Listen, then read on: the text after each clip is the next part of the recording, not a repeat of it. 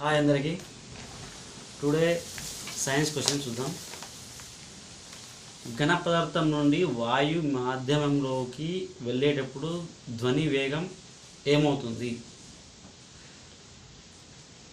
ఘన పదార్థం నుండి వాయు మాధ్యమంలోకి వెళ్ళేటప్పుడు ధ్వని వేగం అనేటటువంటిది తగ్గుతుంది.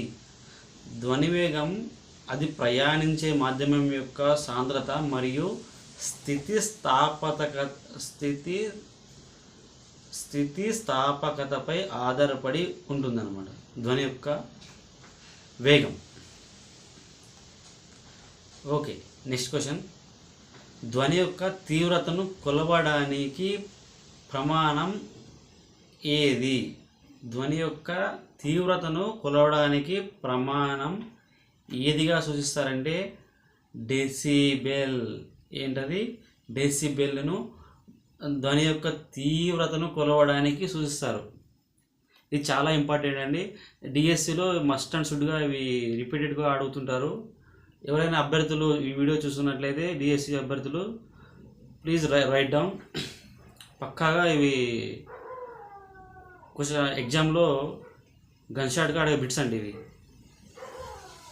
డెసిబెల్ స్కేల్ను ఎలక్ట్రాన్లోను మరి ఎలక్ట్రాన్ సంబంధించిన దానిలోను మరి ధ్వనిశాస్త్రంలో కూడా వినియోగిస్తారు. డెసిబెల్ కొలవడానికి దానిలో ఎలక్ట్రానిక్స్లోను మరియు ధ్వనిలోను రెండింటిలోనూ మనకు డెసిబెల్ అనేటువంటిది ఉపయోగిస్తారు. Next question. మానవుని చెవి యొక్క సాధారణ శ్రవణ పరిధి ఎంత? మానవుని చెవి యొక్క సాధారణ శ్రవణ పరిధి ఎంత అని అడుగుతున్నారు.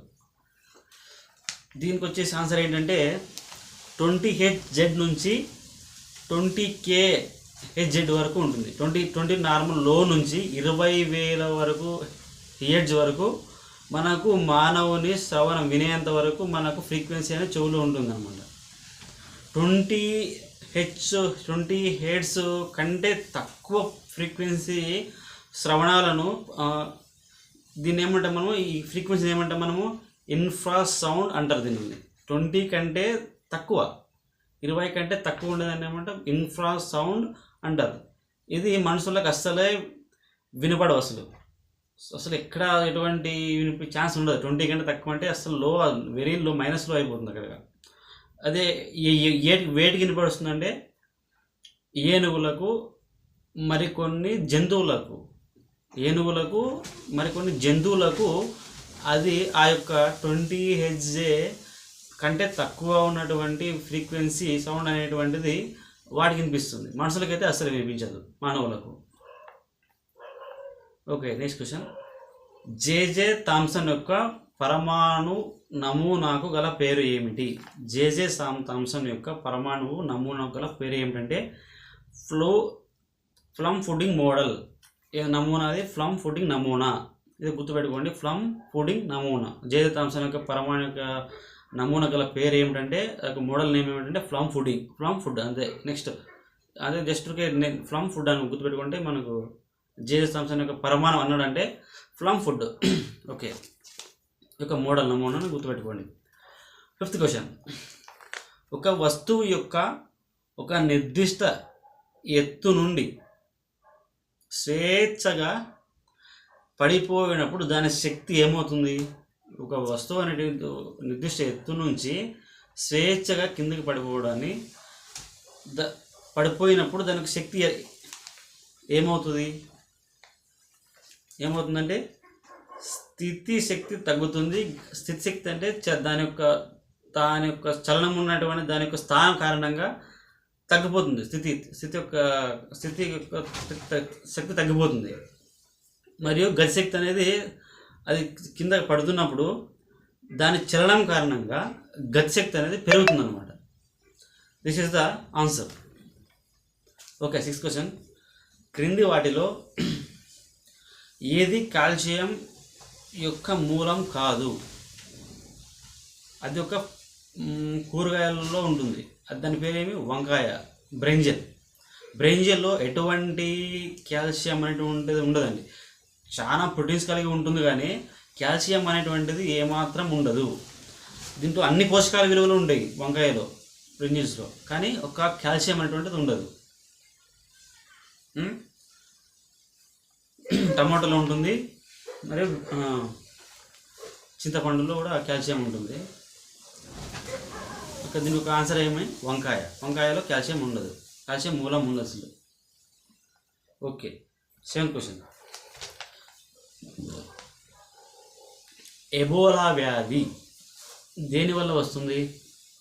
ఎబోలా అనేటువంటిది ఫస్ట్ ఆఫ్ ఆల్ ఎబోలా అనేటువంటిది వైరస్. దీన్ని ఫస్ట్ ఆఫ్ గుర్తుపెట్టుకోండి. ఎబోలా అన్నాడంటే కింద వైరస్ అనే ఆప్షన్ ఉందంటే మీరు వైరస్ అని టిక్ చేసేయండి. ఎబోలా అనేటువంటిది ఒక వైరస్. ఇది ఎలా ఉంటుందంటే తీవ్రమైన రక్తస్రావం, ఒక మోషన్స్లో కావచ్చు, ఒక మౌత్లో నుంచి కావచ్చు, ఒక తీవ్రమైనటువంటి రక్తస్రావం అనేటువంటి ప్లస్ జ్వరంతో కూడి ఉంటుంది. దీన్ని మనం ఎబోలాగా గుర్తించవచ్చు.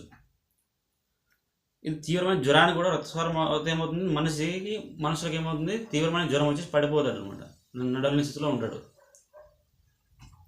Okay, 8th question.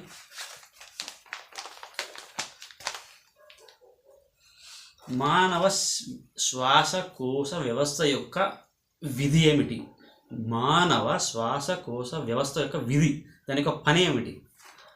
దాని యొక్క పని ఏమిటంటే కార్బన్ డైఆక్సైడ్ను అండ్ ఆక్సిజన్ కార్బన్ డైఆక్సైడ్ తీసుకోవడం వదలడమే కదా దాని పని. దానికి ఆన్సర్ ఏమి? వాయువులు మార్పిడి. ఇవే కదా వాయువులు, కార్బన్ డైఆక్సైడ్ అండ్ ఆక్సిజన్ వాయువులు. దీన్ని ఏం చేస్తుంది? వాయువుల మార్పిడికి కారణం అవుతుంది. మానవ శ్వాసకోశ వ్యవస్థ యొక్క విధి ఏమిటంటే పని అదే, వాయువుల మార్పిడి. గుర్తుపెట్టుకోండి, వాయువుల మార్పిడి.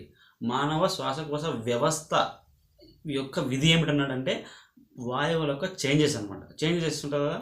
ఇప్పుడు ఏం, ఫర్ ఎగ్జాంపుల్ ఆక్సిజన్ అనేటువంటిది గాలి నుండి రక్తం ప్రవాహంలోకి శోషించబడుతుంది అనమాట. గాలి నుంచి ఆక్సిజన్ అనేది ఏమవుతుంది? గాలిలో నుండి రక్త ప్రవాహంలోకి శోషించబడుతుంది. కార్బన్ డైఆక్సైడ్ ఏం చేస్తుంది? శరీరంలో ఉన్నటువంటి చెడు ఉత్పత్తిని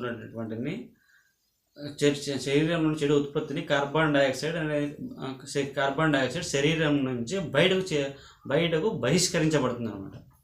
this is the question. 8th question ఏమి? మానవ శ్వాసకోశ వ్యవస్థ యొక్క విధి ఏమిటంటే వాయువుల మార్పిడి కారణం, దాని యొక్క పని. Okay, 9th question.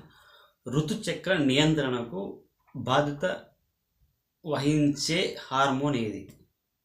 ప్రతి మహిళ తెలుసుకోవాల్సిన విషయం ఏంటంటే ఋతుచక్రం నియంత్రణకు బాధ్యత వహించే హార్మోన్ ఏదంటారంటే ప్రొజెస్టెరాన్. ఏమంటాం? మహిళలకు వచ్చే నెలసరిలో ఒక నియంత్రణ ఉంటుంది అనమాట, హార్మోన్ ఉంటుంది. ఒక నియంత్రణ నెల మంత్లీ ఇలా అని అది హార్మోన్ ఏం పేరు? దాని పేరు ప్రొజెస్టెరాన్. దాని యొక్క నేమ్ ఏంటి? Progesterone. Okay, 10th question. 10th page. మూత్రాశయంలో గరిష్టంగా ఎంత మూత్రం నిల్వ ఉండొచ్చు? ఒక మానవ శరీరంలో మూత్రాశయంలో గరిష్టంగా ఎంత మూత్రం ఉండొచ్చు? ఎంత ఉంటుందంటే 700 ml to 800 ml వరకు మానవ మూత్రాశయంలో మూత్రం అనేటువంటి నిల్వ ఉంటుంది. ఎంత ఉంటుంది? 700 to 800 మిల్లీమీటర్ వరకు మానవ శరీరంలో మూత్రం అనేటువంటిది నిల్వ ఉండడం జరుగుతుంది. Okay friends, that's it for today. నా వీడియో మీకు కనుక నచ్చినట్లయితే ఒక చిన్న లైక్ చేయండి, షేర్ చేయండి, కామెంట్ చేయండి ఫ్రెండ్స్, సపోర్ట్ చేయండి. Thank you, bye.